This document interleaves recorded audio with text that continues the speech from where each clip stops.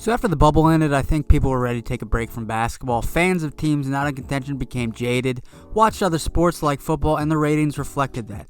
So, having said that, it takes a special kind of story in the offseason outside of free agency or a major roster move or the draft, triple B's, to grab fans' attention. But that is exactly what happened this past weekend when footage of a 16-year-old 7'2", 209, shout out Stockton, pound big man from France was absolutely giving it to Rudy Gobert. This man, or rather child's name, is Victor Wembanyama. Pretty easy to say when you sound it out, that's Victor Wembanyama. But I for one am looking forward to hear Charles Barkley absolutely butcher the pronunciation in about 3 years' time. His first attempt won't even remotely resemble anything close to Victor Wembanyama. His second attempt will slowly start to figure it out, but he'll call him something like Victor Wembanyama or something like that, trying to make a joke about it. Just remember this video in 3 years' time. Anyway, but let me slow my roll a little bit about the Gobert clip saying that it was taking it to him. Because everybody was smiling, Gobert was smiling, everyone was having fun. It's not reflective of an NBA environment. Unless, of course, Boban is guarding you. And that's not a joke on Boban's defense, that's more a joke about his beautiful smile. However, many 16-year-olds, most 16-year-olds, aren't getting buckets in any capacity on Rudy Gobert.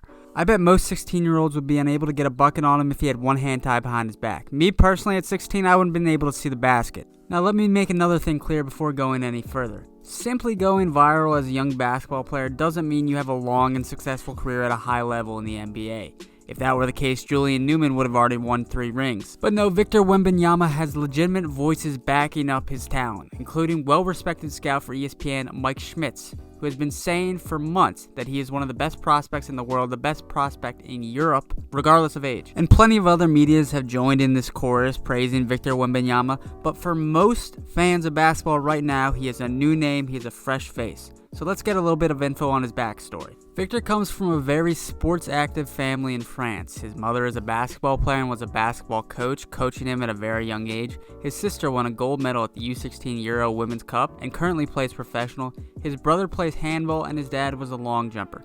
As a younger kid, in addition to playing basketball, he also played football as a goalie and practiced judo. And although he quit those sports long ago, it's not that shocking that he played them based on his play style. To excel at judo or football, among other things, you need fast reflexes, good hand-eye coordination, good hip movement, and quickness, all of which he seems to have on the basketball stage. Not to mention he blocks shots about as well as a goalkeeper stops goals. He's like Kasper Schmeichel in the 2015-2016 season for Leicester City. There's a popular theory going around that playing other sports in different seasons can improve your main sport, and being involved in so many sports from a young age definitely helps young Victor. And also, he's got great genetics on his side. His dad is 6'6", his mom is 6'3". That would help a little bit. The legend of Victor has grown from leading France's U16 team to a silver medal at the U16 Euros and leading the tournament in blocks and rebounds, to the Adidas Next Generation tournament in beautiful Lithuania for his U18 club team in France, putting up 15.8 points, 12 boards, 6 blocks, and 2.8 steals in just over 28 minutes of play, which is pretty good, not to mention most of the players in this tournament were probably 2 years older. Despite the age difference, he was named to the all-tournament team for that tournament. And just yesterday, in a game for his current club team, le Centre Fédéral de Basket-ball, yes, I barely passed 4 years of French, Wembanyama scored 22 points with 10 boards and 7 blocks. This is the third tier of French professional basketball. The performance came on the heels of that viral video over the weekend with Rudy Gobert, and his club team posted a highlight tape of him on Twitter, which I'm guessing they don't do for most of the players, but they know they got a goddamn star in Victor Wembanyama. I'll link that tweet in the description with his highlight tape. Let's go blow that up because I know some social media director doesn't get paid a lot to make those videos. Let's show him that his work is appreciated. And I don't usually give financial advice on this channel, hardly ever. But if Victor pans out at the next level, his jersey for the Centre Fédéral de Basket-ball will be worth a lot someday. So go get your jerseys if they even fucking sell them. I personally don't know, but there's some money to be made here. To me, it's like copping a bunch of Jan Hus merch a few years before he gets executed and a few years even before the Husite Wars. It's going to be worth a lot of money someday. F in the chat for Jan Hus, folks. So what does Victor do well? Pretty much everything you thought a big man couldn't do rolled into one 7'2" frame. Obviously on the defensive end, he makes himself known, and with a 7'8" wingspan, I hope you would at least know he's there. He can block a high amount of shots, but his biggest asset on defense is how quick and mobile he is combined with his length.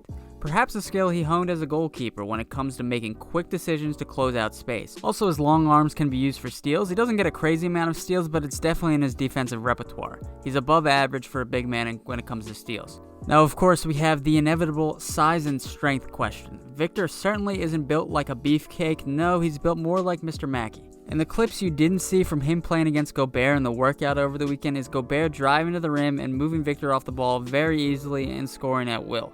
And no shit, one of the biggest, strongest, and best basketball players in the world is going to be able to score on an undersized 16-year-old. Strength is obviously something he needs to work on, but 16 years old is way too young to sound the alarm based on a player's physique. In some cases, 20 to 22 years old is way too young.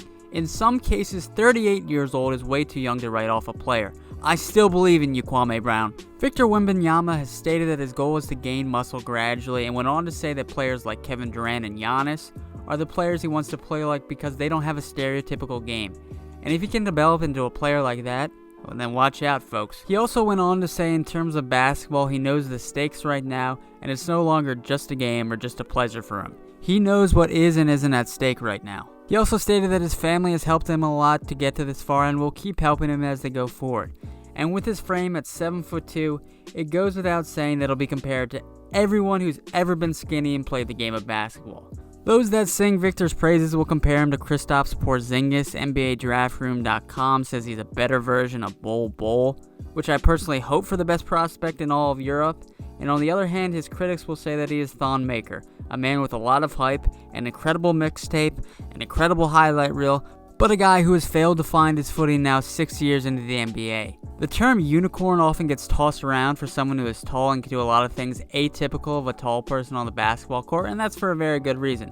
Because people don't view them as humans, they view them as robots made in a lab. As the game has gotten smaller in favor of shooting, it would be an analytical person's dream to have everything a guard can do in terms of shooting, but also block shots and be 7'2". This is an analytical person's dream, but these are people, folks, and let's all take a deep breath and let this kid ease into the next level. And let him enjoy his teenage years while he still has them. I'm sure he enjoys regular French things like all French people, wearing silly hats while smoking cigs, watching Mbappe highlights, and just being a pompous prick. All French national pastimes. Now on offense, he is an excellent floor spacer, even all the way out to the three-point line. He has a good-looking shot for him from anywhere, and has really good handles. It's possible that at the next level, despite his size, he will play the 4. With his length, you see Porzingis, you see Durant, you see that with his shooting, you see Jesus Christ. This kid is the real deal, and I'll be watching Victor closely as he gets to the next level. He will slowly get bigger and bigger as he climbs up the European ranks, and who knows, maybe in a couple years, depending on Jalen Green and other prospects do well in the G League to make it a viable path for NBA prospects, there is an outside chance he plays in the G League in a couple years. It's unlikely, but it could happen. He does still have a bunch of time to develop, as most NBA experts don't think he'll be entering the draft until 2023. And I have good news and some interesting news for New York Knicks fans. A man by the name of Kuzi on Twitter, a very credible source in the Euro scene, has said that Victor has said that his favorite place is New York and his favorite teams are the Nets or the Knicks, and that's who he wants to play for, which is great news for Knicks fans. A team of RJ, Frank, Mitch, and now Victor. 2023 is shaping up to be the year of the New York Knicks. So bet the house on it. Knicks 2023-2024 NBA champions. That's the summer of 2024. They will lift the Larry O'Brien trophy. Bet the house on it. Alright, that is the video. Thank you so much for watching. Make sure to subscribe, like, comment. It does help the channel, and I appreciate all the support. Check out the website. Incredible articles. Some of the best. Hemingway has said it's the best writing he's ever seen. And check us out on social media. Also, get your RIP Jan Hus shirts now for sale. Nah, I'm just kidding. But yeah, that's the video. Thank you.